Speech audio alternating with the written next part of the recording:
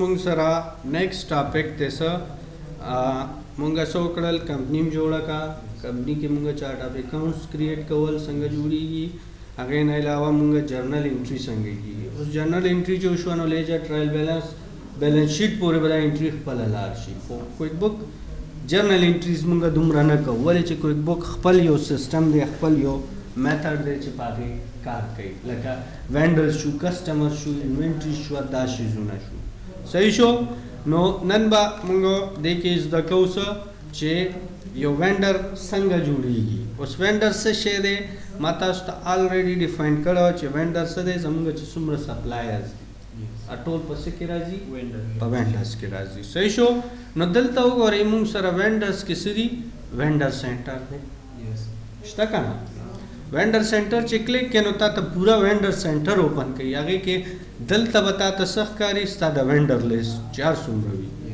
سل دانې دي 200 دي هر څومره چې صحیح شو ښه دلته چې کوم سپیسیفیک وینډر کلیک کې تا نو دلته به د هغې وینډر انفارمیشن لکه د هغې نوم کمپني نوم ټلیفون نمبر وغیره وغیره پرسنل انفارمیشن ټیک شو لاندې به د هغې ټرانزیکشنز راشي چې دې وینډر باندې تا دا مال په دې بل خرڅ کړی دی دومره پیمنټ کړی وغیره وغیره وغیره داسې لاندې بیا دا اټومیټیکلی مینټین کېږي چې کله هغې سره ټرانزیکشن کوو لین دین کوو نو هغې ټرانزیکشن دلته خپله ریکارډېږي پوه شوې دلته تا ته وینډر ښیي بیلنس لکه اوس ندیم دی نو ندیم مونږ 10,000 روپۍ قرضدار یو دلته ما ته ښیي چې 10,000 روپۍ پوه شوې شارټ تا ته بیلنسز ښیي نو نن به مونږ زده کوو څه دی کې چې یو وینډر اکاؤنټ به څنګه جوړو ټیک شو نو وینډر اکاؤنټ جوړولو لپاره مونږ وینډر مینیو نه هم راتلی شو چېرته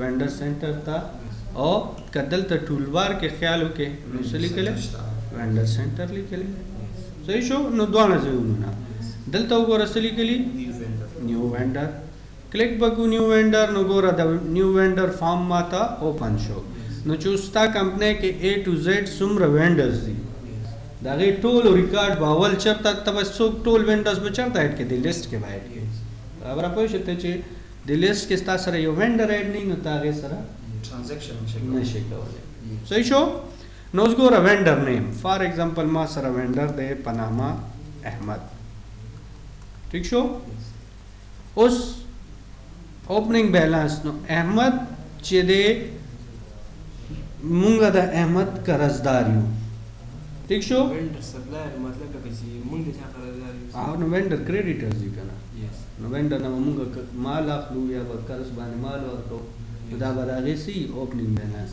څنګه اوس ګوره کالج کې چې یو سټوډنټ ایډمیشن وکړي نو هغې نیم فیس ورکړو ٹھیک شو کالج د هغې څه دی اوس وینډر دی که نه صحیح شو نو د هغې په هغه بیلنس کې به څومره راځي هاف بیلنس به راځي که نه نو کالج هغې دپاره یو څه دی وینډر دی هغې ته څه پرووایډ کوي سروس پرووایډ کوي لګیا دی که نه لکه اوس دلته چې تاسو کورس کوئ نو کورس کې تاسو نیم فیس فار ایگزامپل ورکړی نیم فیس پاتې دی نو لمر ډګري کالج تاسو دپاره یو څه کنسیډر شو وینډر نو وینډر بیلنس څومره پاتې شو 10,000 فیس نو 15,000 پاتې شو که نه پوه شوې نو دغه رنګې اوس احمد سره مونږه پخوا نه ټرانزیکشنز کوو کویک بک خو مونږ نن انسټال کوو خو مونږ پخوا نه دې سره ټرانزیکشن کوو نو د دې پخوانۍ ما باندې قرضه ده څومره قرضه ده 1,25,000 مخکې ما اخیستی و سامان به اخلو که نه دی نو هغه حساب خو به روان وي که نه خو نن مونږ کویک بک کې د دې ریکارډ کمپیوټرایز کوو لګیا نو زه به کویک بک ته ووایم چې دا 1,25,000 روپۍ ما باندې قرضه ده د چا ده د احمد ده صحیح شو نن تاریخ باندې دا جوړېږي ښه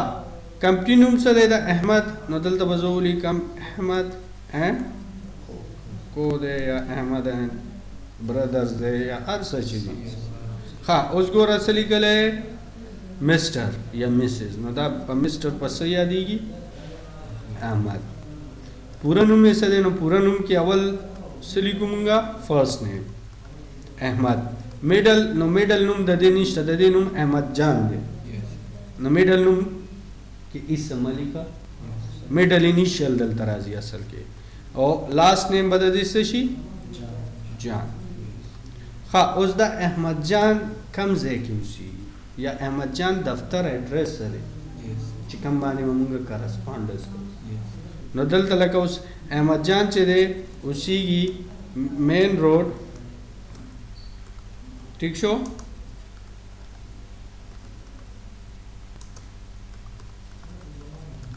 صدر بازار،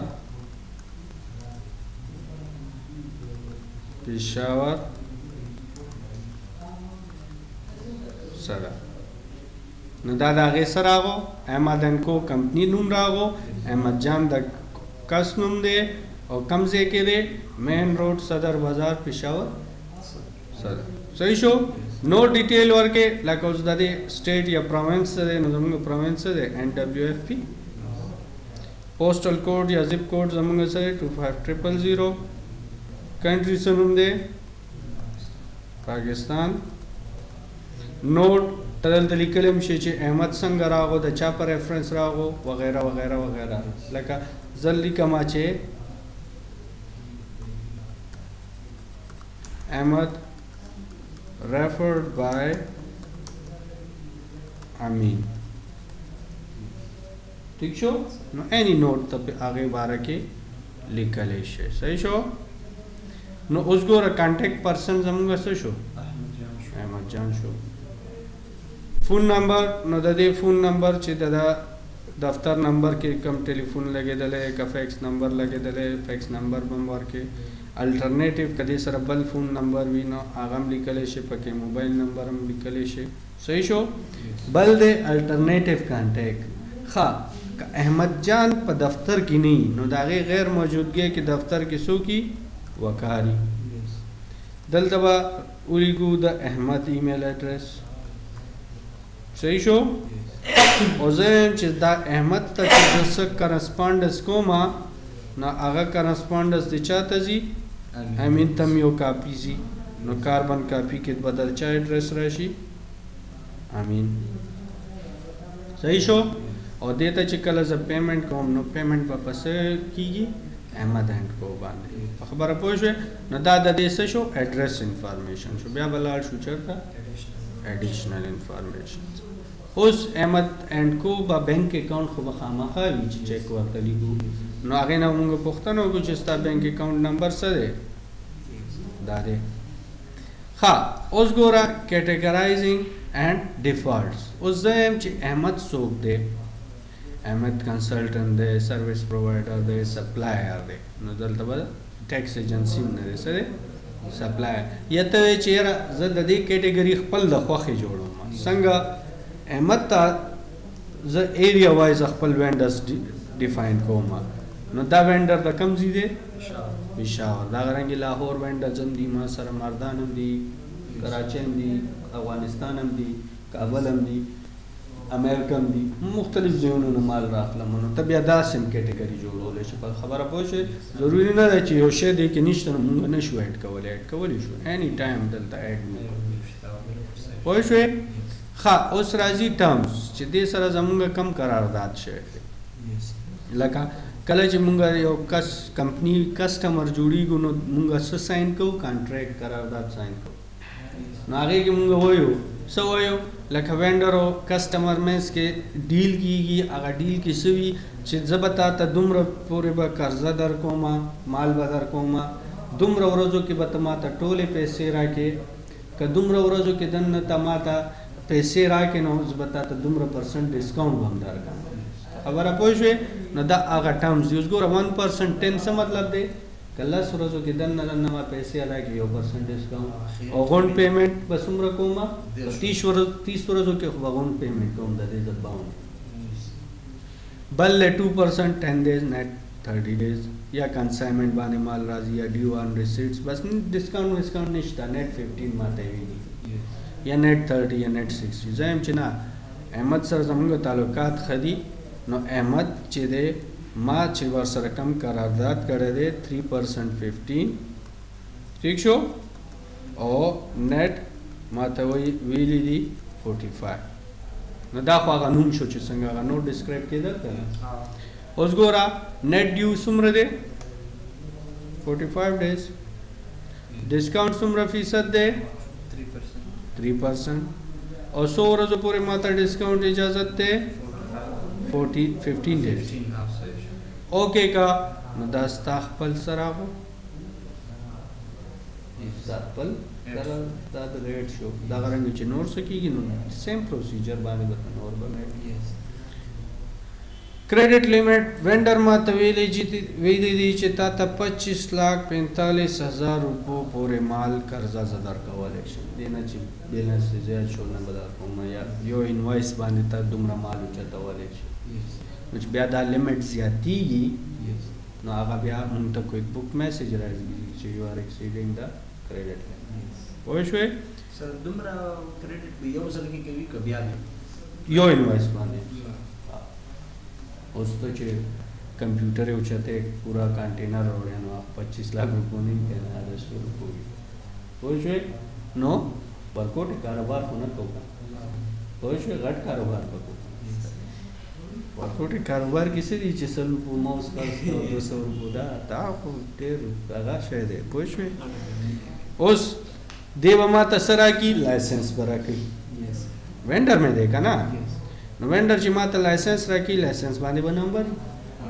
نمبر بدلته ولیکي شو ټیکس آی ډي یا لایسنس نمبر انیثینګ دلته ټاکلی اوس ګوره داسې انفارمیشن چې هغه نه دلته شته نه دلته شته او زه یې ورکول غواړم نو زه به یې څه وکړم ډیفاینډ فیلډ چا دپاره وینډر دپاره نن سبا خو موبایل عام دی که نه نو زه یم چېرې د وینډر موبایل نمبر خو دې کې ځای نو نو دلته راشه موبایل نمبر ځای جوړ کړه که نه پوه شوې اوکې کا نو تا سره به دلته څه به راشي موبایل نمبر راشه دلته موبایل نمبر ولیکه دغه رنګې د کور نمبر یا نور دا ټول فیلډس ته استعمالولی شي دا چې کوم خالي فیلډس دي که نه دا ټول ته ایډیشنل انفارمیشن دپاره استعمالولی شي ها 2008 ورژن کې وګوره دی یو اکاؤنٹ پریفل په نامه یو ټیب اضافه کړی ده 7 کې نشته ده دا په 8 کې دی دې کې څه وایي سلیکټ اکاؤنٹ ټو پریفل ټرانزیکشن لکه دې وینډر سره زما بیل حساب کتاب دی نو ما دې دپاره یو بیل ایکسپنس اکاؤنٹ جوړ کړی دی دغه ځای کې چارټ اف اکاؤنٹ کې نو ته وایې چې د دې څومره حساب کتاب دی هغه په دې ایکسپنس کاته کې ځي یا اني اکاؤنٹ دلته چې ته به یو اکاؤنٹ جوړې پوه شوې نو د هغې ټایپ به څه وي ایکسپنس به وي ٹھیک شو نو کوئی بک 2008 ورژن تا ته 100 اکاؤنټه پورې اجازه درکوي پریفیل 3 اکاؤنټه پورې دلته به ورته لینک کړي ٹھیک شو لکه دا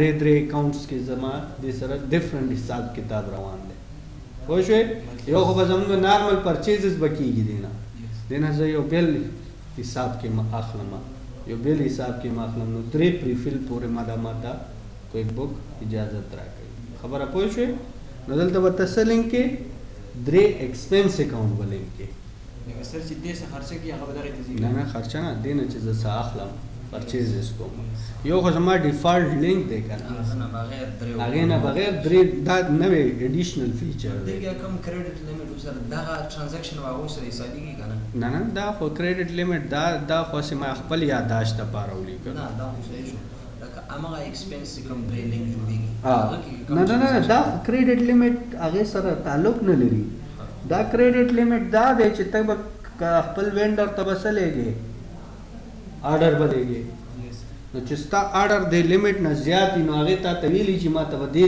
پورې لیمټ پورې آرډر لیږه نو زه به مال درته لیږم هغه ستا آرډر ریجیکټ کړي که نه ډېر زیات دی پوه شوې اوس ما تاسو ته ویلي دي چې تاسو ته زه 10,000 روپو پورې مال درکولی شم او ته ما ته آرډر د 15,000 روپو 20,000 روپو لیږې نو آرډر به زه ریجیکټ کوم چې تاسو زما ولې چې کسټمر جوړو هغې ته کریډټ لیمټ نو چې څنګه ما دا خپل وینډر کې ایډ کو او ما خپل کم لیست کې به ایډ کړي کسټمر لیست کې هغې دپاره خو زه کسټمر یم ما دپاره هغه وینډر دی خبره پوه شوم دا خو یو یادداشت دی چې موږ ته کویک بک راکړي چې یاره ته هغه شوې دې سره د دې تعلق نشته او دا ایډیشنل اکاؤنٹ ته ورسره لینک کولی شي بیل حساب کتاب کولی شي خبره پوه شوې کله چې اوکې کوي نو دلته راشه ګوره څومره قرضدار یم راغلو پورا انفارمیشن راغو Yes.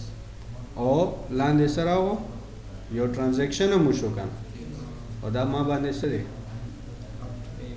اکاؤنٹ پیبل څوک دی احمد لیجر ټرایل بیلنس کې به چیک کو چې آیا واقعي دا پیبل راغلی دی که نه نو ګوره څه لیکلي څومره دی لیجر کې چیک که د چا دی